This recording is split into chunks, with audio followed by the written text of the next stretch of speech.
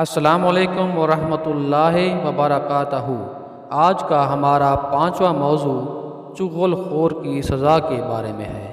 نبی آخر الزمان حضرت محمد صلی اللہ علیہ وآلہ وسلم کا فرمان عالی شان ہے۔ بسم اللہ الرحمن الرحیم۔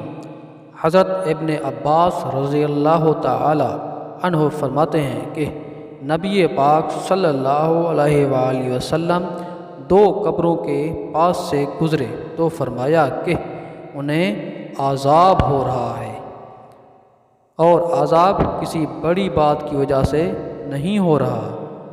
ایک شخص پیشاب سے نہیں بچتا تھا اور دوسرا چغلی کیا کرتا تھا۔ مصنف ابن ابی شیبہ، حدیث نمبر 1313۔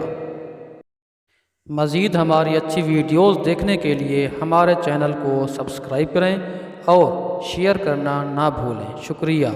السلام علیکم ورحمۃ اللہ وبرکاتہ۔